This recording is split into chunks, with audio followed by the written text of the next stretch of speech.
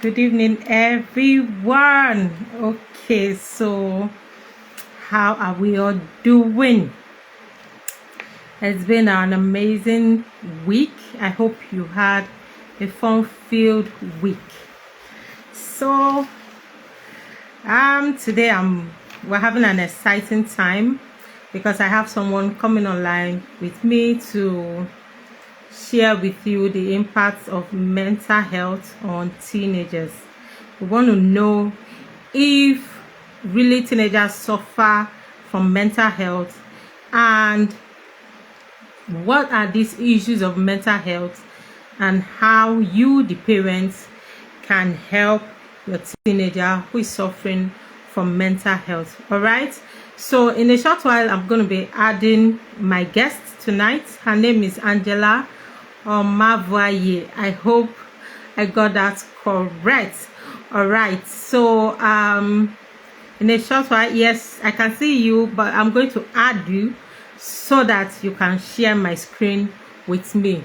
Okay, so today promises to be an exciting one, a one of a kind experience. We work with teenagers, and all we do is for the betterment of the teenager, for the family, and for the society in general. My name is Isioma Kawekune. I am your teens sexual addiction recovery coach. So basically what I do is to support teenagers who struggle with sexual addiction. All right, so I like working with teenagers, I like working with children, and don't forget, I am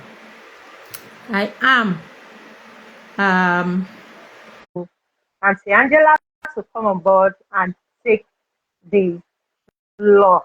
All right. So my note is ready. You can see it here. I have everything. I have my pen is ready. I'm ready to write everything down and learn from her because she's a renowned teen coach. So let's fire down. All right. So I have sent her an invite, and Angela, please accept it and come on board quickly.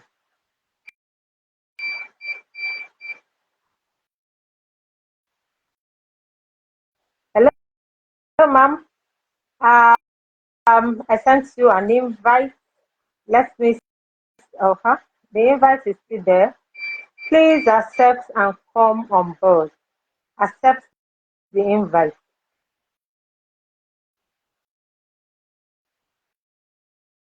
All right. So, oh, she's unable to join. What's the problem? I'm going to invite her again. I've done so.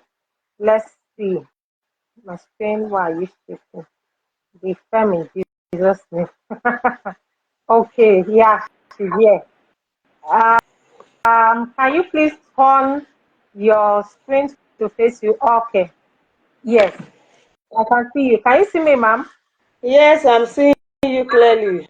So I'm going to relax and allow you to take over the floor. All right. Go ahead and introduce yourself.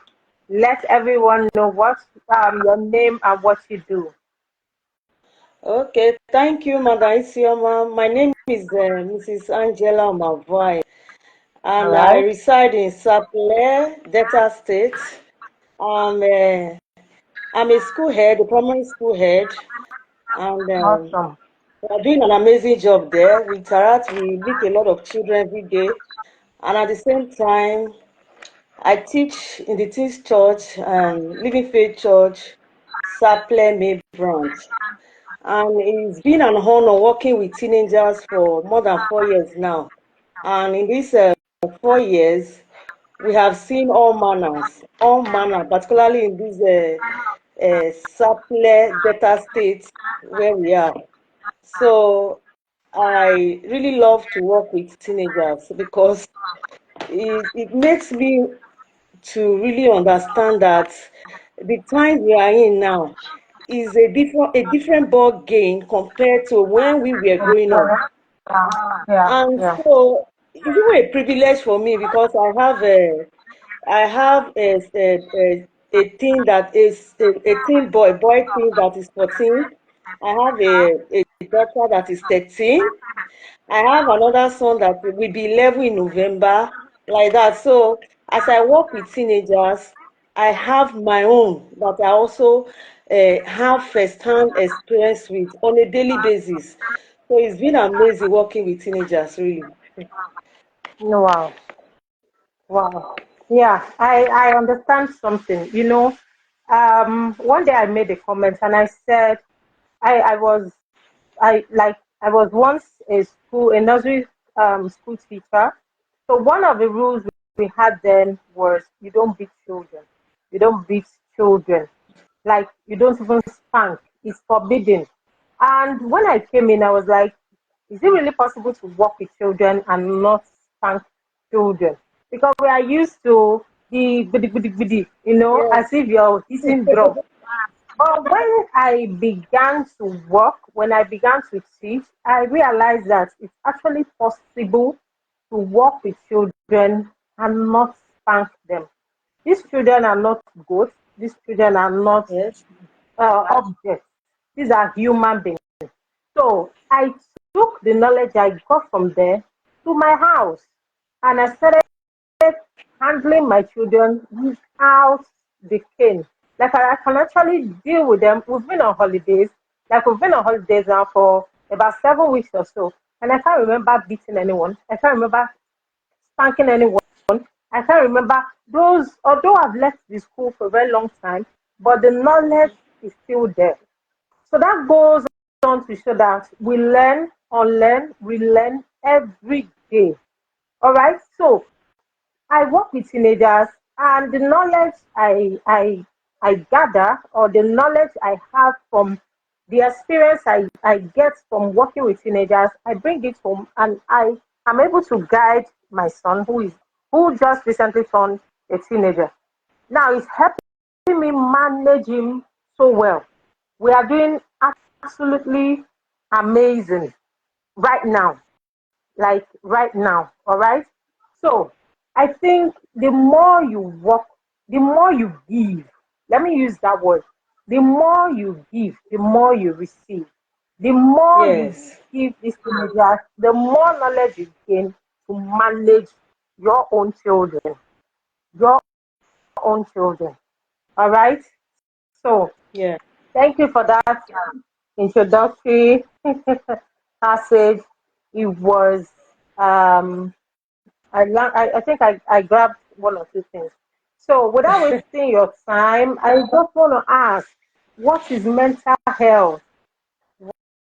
What is mental health? You know, Good. we say it a lot, especially now. We now start saying, my mental health, my mental health. Everybody is shouting, my mental health is at stake. I think I said Good. that a lot as well. My mental health is at stake. So my mental Mhm. health is threatened. What is mental health? So let's go to what is mental health. Okay. Right. Okay, thank you very much. Like we all know, just like you rightly said, everybody say mental health, by mental health like that.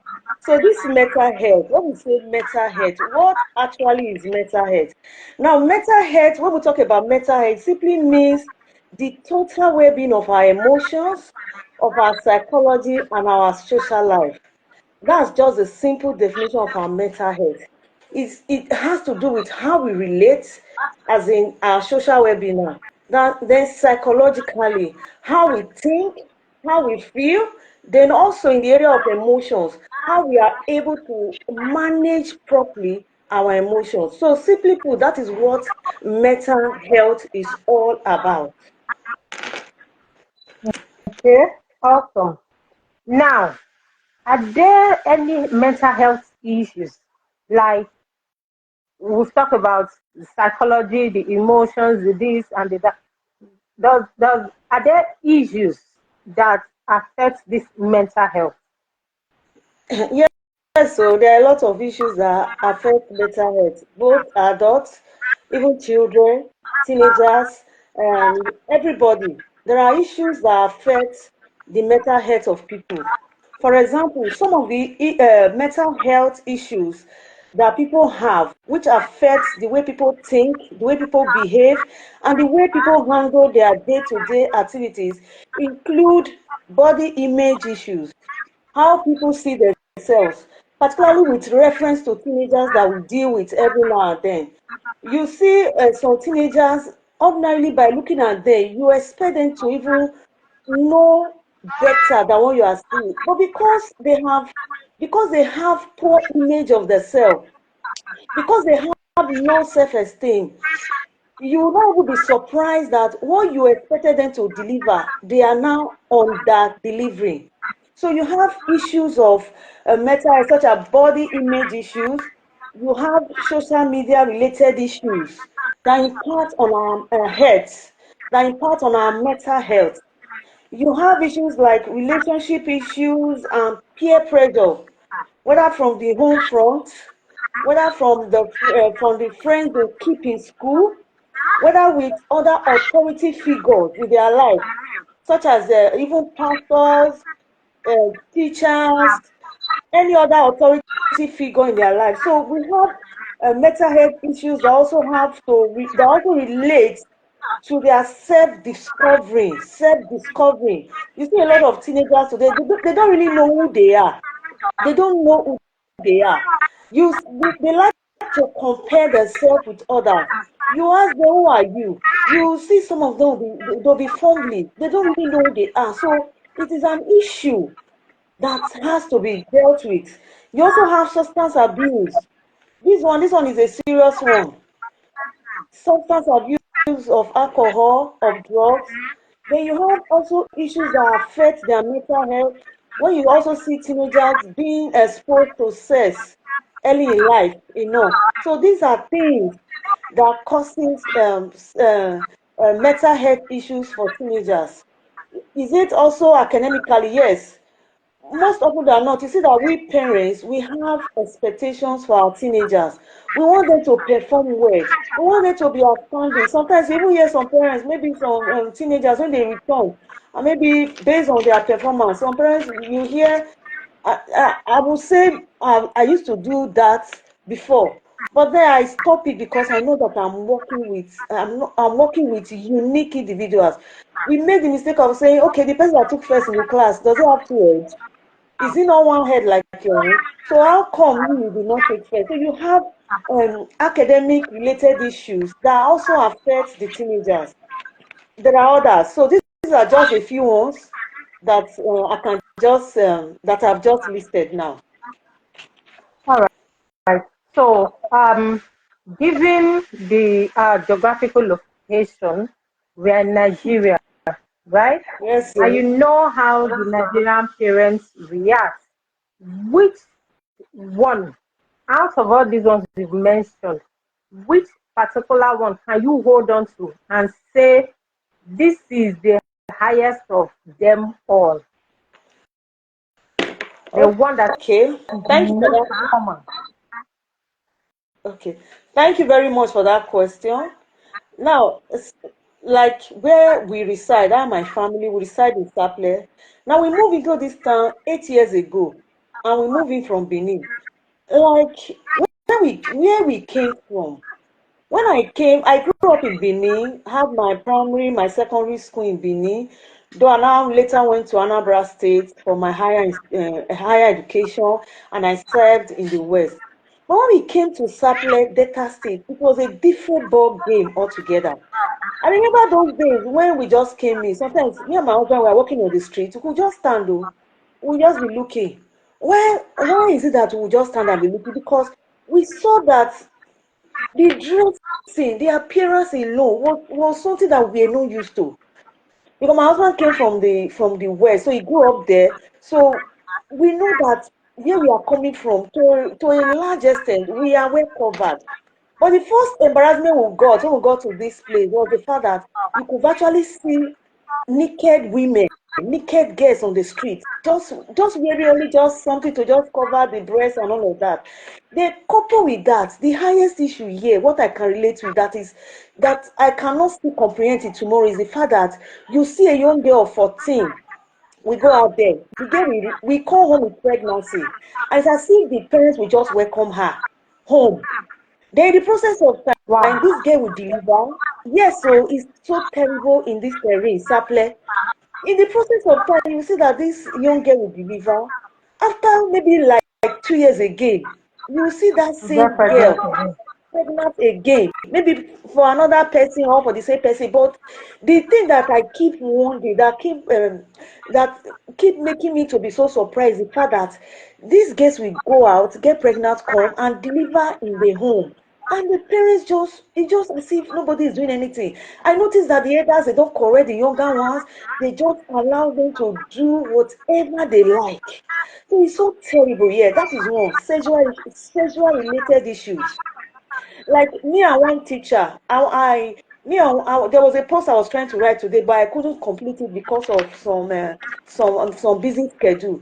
Me and a teacher were discussing some days back or some weeks back, and she was telling me, she was mentioning a particular street that last year, that it was as if the teenagers in the street were just doing competition with pregnancy.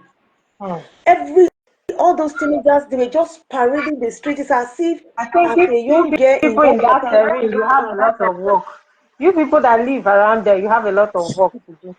Seriously, the work is serious. Honestly, The work teenage is serious. pregnancy is It's terrible, yes. predominant in rural areas, but Sapele Yes. is not a rural area. So I'm It's not. surprised. Like shocked.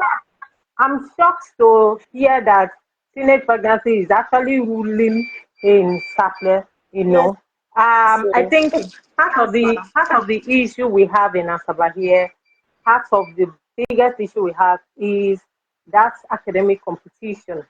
It is just too much. It's just too much that parents are not even. You just want your child to be the best, and these children are being pushed. You will do this, you will do that. I remember when I was handling KG nursery one class, and a parent came and she told me, she started by telling me the history of her child. You see, when my child was in Mrs. So and so class, she was the best. When she was in preschool, she was the overall best. When she was in this, she was, please, I don't want my child to drop. I said, you're welcome, ma. As long as your child is doing well, I don't have any problem. If you're waiting for me to come and upgrade and downgrade, I won't do that. I'm a very fair teacher. And then the session started. I will call attention to it. I'm having issues here with your child. Please, you push your sit up. You say, oh.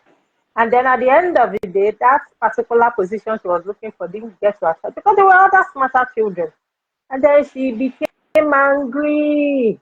We want our children because your first children are excelling in math, your own child must excel in math. You've not bothered to check your child's personality.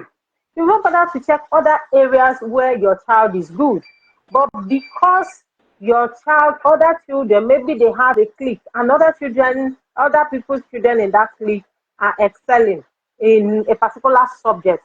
Therefore, your child has no excuse whatsoever not to excel in that particular subject. I remember that was in 2019. The parents walked up to me and said, Mrs. Isama, do you know that my first child can